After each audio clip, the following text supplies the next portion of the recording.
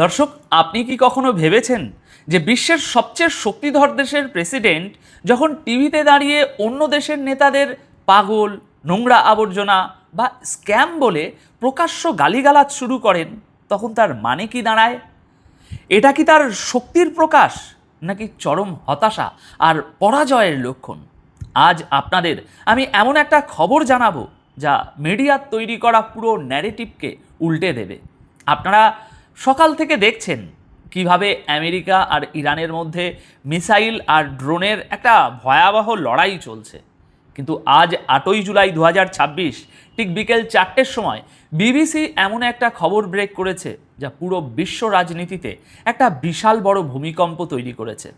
খোদ Donald Trump officially ঘোষণা করে দিয়েছেন যে ইরানের সাথে আমেরিকার যুদ্ধবিরতি বা সিজ ফায়ার পুরোপুরি শেষ, এন্ড। কিন্তু দর্শক, এর পেছনের আসল রহস্যটা কি? কেন ট্রাম্প হঠাৎ করে মেজাজ হারিয়ে ফেললেন?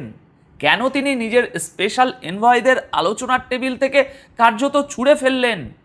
ভিডিও শেষ হতে হতে আমি আপনাদের সেই আসল মাস্টার প্ল্যানটা বুঝিয়ে দেব, যা শুনলে আপনারা বুঝতে পারবেন ট্রাম্প আসলে রাগের মাথায় সিজ ফায়ার বাতিল করে আমেরিকার নিজের পায়েই সবচেয়ে বড় কুড়ুলটা মেরেছেন, এবং ইরান ঠিক এই ভুলের জন্যই গত 20 দিন ধরে তীর্থের কাকের মতো চেয়ে চেয়ে অপেক্ষা করছিল। দেখুন, আন্তর্জাতিক রাজনীতিতে কোনো ঘটনাই হঠাৎ করে ঘটে না। প্রতিটা কথা, প্রতিটা পদক্ষেপের পিছনে একটা অত্যন্ত গভীর হিসাব নিকাশ থাকে। আজ সকাল আর দুপুরের ভিডিওতে আমি আপনাদের পরিষ্কার দেখিয়েছিলাম যে কিভাবে আজ 8ই জুলাই ভোর 3টের সময় আমেরিকা ইরানের বন্দর আব্বাস বা সিরিক বন্দরে হামলা করেছিল, আর তার ঠিক পরপরই জবাবে ইরান কিভাবে বাহরাইন আর কুয়েতে থাকা আমেরিকার 85টি কোর সামরিক ঘাঁটিতে পাল্টা আঘাত এনেছিল।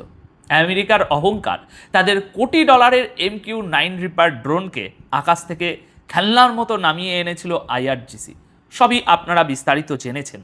আর এখন 8ই জুলাই 2026 বিকেল ঠিক 4টের সময় বিবিসি সহ সমস্ত আন্তর্জাতিক সংবাদ মাধ্যমে একটা ব্রেকিং নিউজ এসেছে।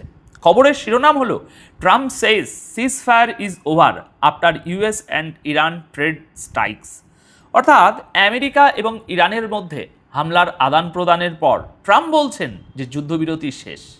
এই মুহূর্তে ডোনাল্ড ট্রাম্প তুরস্কে রয়েছেন ন্যাটো সাবমিটে যোগ দেওয়ার জন্য। সেখানে বসে তিনি সাংবাদিকদের সামনে যে ভাষায় কথা বলেছেন তা একজন রাষ্ট্রপ্রধানের মুখে একেবারেই মানায় না। ট্রাম্প বলেছেন ইরানের নেতাদের সাথে আলোচনা করাটা স্রেফ সময়ের অপচয়। তিনি ইরানের লিডারশিপকে স্ক্যাম বা সমাজের সবচেয়ে নিচু তলার আবর্জনা, সিক বা অসুস্থ, পাগল বলে আখ্যা দিয়েছেন। তিনি বলেছেন, যতদূর আমি মনে করি এই চুক্তি শেষ। আমি আর ওদের সাথে কোনো ডিল করতে চাই না। ওরা অত্যন্ত হিংস্র, ওরা মৃত্যু। দর্শক, এখানে একটা জিনিস খুব মনোযোগ দিয়ে বুঝতে হবে। পশ্চিমা দুনিয়ার নেতারা যখন লজিক দিয়ে, বুদ্ধি দিয়ে বা কূটনীতি দিয়ে কোনো পরিস্থিতি সামাল দিতে চরমভাবে ব্যর্থ হয়, ঠিক তখনই তারা এভাবেই ব্যক্তিগত আক্রমণের পথে হাঁটেন। ট্রাম্পের এই বডি ল্যাঙ্গুয়েজ এবং ভাষা প্রমাণ করে যে আমেরিকা এই মুহূর্তে কতটা ডেসপারেট। তারা বুঝতে পেরেছে যে অন্তর্বর্তীকালীন চুক্তি বা MOU তারা গত জুনের মাঝামাঝি সময়ে করেছিল, সেটা আসলে ইরানের পাতা একটা বিশাল বড় জিওপলিটিক্যাল ফাঁদ ছিল, যে ফাঁদে আমেরিকা পা দিয়ে ফেলেছে। লজিক্যালি চিন্তা করুন, ওই 14 পয়েন্টের MOU-তে কী লেখা ছিল? বিবিসি তাদের রিপোর্টে পরিষ্কার উল্লেখ করেছে যে চুক্তিতে লেখা ছিল সব ফ্রন্টে সামরিক অভিযান স্থায়ীভাবে বন্ধ করতে হবে, এবং ইরান আগামী 60 দিন বাণিজ্যিক জাহাজগুলোকে হরমুজ প্রণালী দিয়ে কোনো টোল ছাড়া যাতায়াত করতে দেবে। আমেরিকা ভেবেছিল এই 60 দিনের মধ্যে তারা মধ্যপ্রাচ্যে নিজেদের সামরিক বহরকে নতুন করে সাজিয়ে নেবে এবং ওমানের দিক দিয়ে একটা নতুন রুট চালু করে হরমুজ প্রণালীর উপর থেকে ইরানের কন্ট্রোল চিরতরে শেষ করে দেবে। কিন্তু ইরান কি এতই কাঁচা খেলোয়াড়? একদমই না। তারা খুব ভালো করেই জানতো যে আমেরিকা এই চুক্তি ভাঙবে।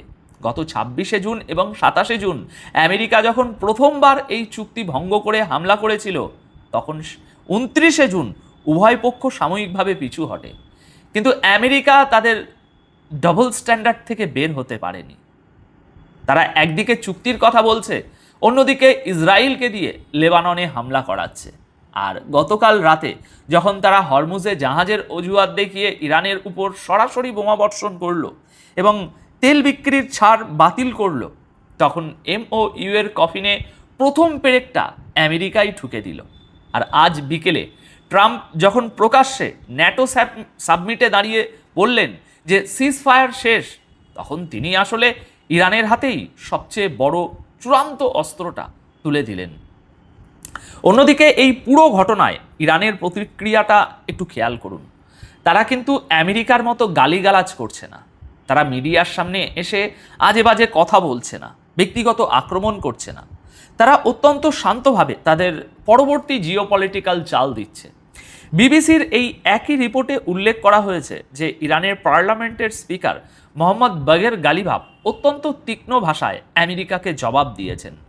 গালিভাফ আমেরিকাকে MOU লঙ্ঘনের জন্য সরাসরি অভিযুক্ত করে বলেছেন, বুলিং বা ধমক দেওয়া এবং চাঁদাবাজির যুগ শেষ হয়ে গেছে, এটা আমাদের কোথাও নিয়ে যাবে না, আমরা মাথা নত করার পাত্র নই। দর্শক, এই একটা স্টেটমেন্টের মধ্যে অনেক মেসেজ লুকিয়ে আছে। গালিভাফ পরিষ্কার করে দিয়েছেন যে আমেরিকা চুক্তি লঙ্ঘন করেছে, তারা ইরানের জলসীমার যে অধিকার সেটা ক্ষুণ্ণ করেছে। আর এর ঠিক উল্টো দিকে আমেরিকার ডিপ্লোম্যাসির করুণ অবস্থাটা দেখুন।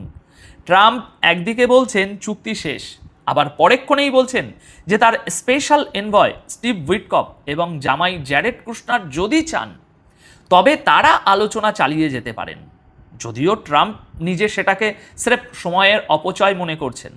ট্রাম্প সাংবাদিকদের বলেছেন, আমি ওই মিথ্যুকগুলোর পিছনে আর সময় নষ্ট করতে চাই না, তবে আমাদের নেগোশিয়েটাররা চাইলে কথা বলুক, বাট আই ডোন্ট কেয়ার। এর মানে কি দাঁড়ায়? এর মানে হলো খোদ হোয়াইট হাউসের ভিতরেই কোনো কোঅর্ডিনেশন নেই। প্রেসিডেন্ট এক কথা বলছেন আর নেগোশিয়েটরদের অন্য একটা লাইনে ঝুলিয়ে রেখেছেন। একটা পরাশক্তির যখন পতন শুরু হয় তখন তাদের ভিতরে এভাবেই কনফিউশন এবং দিকভ্রান্তির সৃষ্টি হয়। এবার আসুন ন্যাটো এবং বিশ্ব অর্থনীতির কথায়। বিবিসির এই রিপোর্টে বলা হয়েছে যে ন্যাটোর চিফ মার্ক রুটে আমেরিকার এই আগ্রাসনকে জাস্টিফাই করে বলেছেন যে এটা অ্যাবসলিউটলি নেসেসারি ছিল। ইউরোপ এবং আমেরিকা তো সবসময়ই একে অপরের পিঠ চুলকাবেই, এটাই স্বাভাবিক। কিন্তু পশ্চিমাদের এই ব্লেম গেমের আসল ইম্প্যাক্টটা কোথায় পড়েছে জানেন? গ্লোবাল অর্থনীতিতে। আজ বিকেল 4টেই ট্রাম্পের ঘোষণার পরপরই বিশ্ববাজারে তেলের দাম হু হু করে বাড়তে শুরু করেছে। যদিও হরমুজ প্রণালী পুরোপুরি বন্ধ থাকার সময়, আগেরবারের কথা বলছি, তেলের দাম যে পর্যায়ে গিয়েছিল এখনও হয়তো ততটা যায়নি, কিন্তু মার্কেট মারাত্মকভাবে প্যানিক করতে শুরু করেছে। আর ঠিক এটাই তো রাশিয়া, চীন, ব্রিক্স এবং গ্লোবাল সাউথের দেশগুলো চাচ্ছিল। আমেরিকা যত বেশি মধ্যপ্রাচ্যে অস্থিতিশীলতা তৈরি করবে, তেলের দাম তত বাড়বে। আর তেলের দাম বাড়লে ইউরোপ এবং আমেরিকায় মুদ্রাস্ফীতি রকেটের গতিতে আকাশ ছোঁবে। পশ্চিমা অর্থনীতি এমনিতেই গত কয়েক বছর ধরে ধুঁকছে, তার উপর এই নূতন যুদ্ধের দামামা তাদের অর্থনীতিকে খাদের কিনারায় ঠেলে দিচ্ছে। তারা ইরানকে সাহায্য করতে গিয়ে নিজেদের দেশের সাধারণ মানুষের উপরই অর্থনৈতিক বোমা বর্ষণ করছে।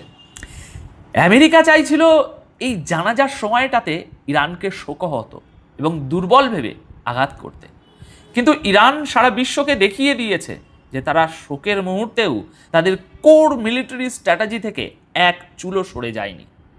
খামেনির মৃত্যুর পর যে একটা শূন্যতা তৈরি হবে বলে পশ্চিমীরা আশা করছিল বা করেছিল, IRGC সেটাকে অত্যন্ত দক্ষতার সাথে নিজেদের শক্তি প্রদর্শনের মঞ্চে পরিণত করেছে। আচ্ছা, এবার আসুন সেই সত্যটায় যে আমি ভিডিওর শুরুতে আপনাদের কথা দিয়েছিলাম। ট্রাম্প রাগের মাথায় সিজ ফায়ার শেষ বলে ঘোষণা করে আসলে কি ক্ষতিটা করলেন? কেন আমি বললাম যে তিনি নিজের পায়ে কুড়ুল মেরেছেন? আসল ব্যাপারটা হলো ইরান গত 20 দিন ধরে ঠিক এই কথাটার জন্যই অপেক্ষা করছিল যে আমেরিকা নিজ মুখে চুক্তি বাতিলের ঘোষণা দিক। MOU এর ওই 14 পয়েন্টের শর্ত অনুযায়ী ইরান আগামী 60 দিন বিনা ভাড়ায় আন্তর্জাতিক বাণিজ্যিক জাহাজ চলতে দিতে আইনত বাধ্য ছিল হরমুজে। কিন্তু আজ 8ই জুলাই বিকেল 4টের সময় ট্রাম্প যখন অফিসিয়ালি বিশ্বের সামনে বললেন চুক্তি ওভার, তখন আন্তর্জাতিক আইনের সমস্ত বাধ্যবাধকতা থেকে ইরান এখন পুরোপুরি মুক্ত হয়ে গেল। দর্শক, এটাই হলো ইরানের আসল মাস্টার স্ট্রোক। এখন ইরান বুক ফুলিয়ে অত্যন্ত লিগ্যাল উপায়ে হরমুজ প্রণালীতে ট্রানজিট ফিট বসাবে। আর চমকে দেওয়ার মতো তথ্য হলো এই টোল তারা কোনোভাবেই আমেরিকান ডলারে নেবে না, তারা এটা নেবে তাদের লোকাল কারেন্সি বা ব্রিক্সের তৈরি করা নতুন কোনো অর্থনৈতিক ফ্রেমওয়ার্কে। অর্থাৎ ট্রাম্প ভেবেছিলেন তিনি চুক্তি বাতিল করে ইরানকে ভয় দেখাবেন, কিন্তু বাস্তবে তিনি ইরানের হাতে হরমুজ প্রণালীকে চিরতরে বন্ধ করে দেওয়া বা পুরোপুরি নিজেদের মতো করে নিয়ন্ত্রণ করার একটা বৈধ লাইসেন্স তুলে দিলেন। আমেরিকা এখন চাইলেও আর আন্তর্জাতিক আদালতে গিয়ে বা রাষ্ট্রসংঘে গিয়ে বলতে পারবে না যে ইরান চুক্তি ভেঙেছে, কারণ চুক্তির মৃত্যু ঘোষণা স্বয়ং আমেরিকার প্রেসিডেন্ট করেছেন। এই একটা বোকামির কারণে আমেরিকার পেট্রো ডলার যে হেজিমনি, সেটা এখন ইতিহাসের সবচেয়ে বড় হুমকির মুখে পড়ে গেল। ইরান এখন হরমুজ প্রণালীকে শুধু একটা জলপথ নয়, বরং আমেরিকার অর্থনীতিকে ধ্বংস করার একটা গ্লোবাল চোক পয়েন্টে পরিণত করবে। দর্শক, আজকের এই ঘটনা প্রবাহ আমাদের চোখে আঙুল দিয়ে দেখিয়ে দেয় যে জিওপলিটিক্যাল দাবার বোর্ডে আবেগ বা রাগের কোনো জায়গা নেই। আমেরিকা তাদের ইগো, দম্ভ আর পেশি শক্তির অহংকারে এমন একটা পাতা ফাঁদে পা দিয়েছে যেখান থেকে অক্ষত অবস্থায় বের হওয়ার কোনো এক্সিট রুট তাদের জানা নেই।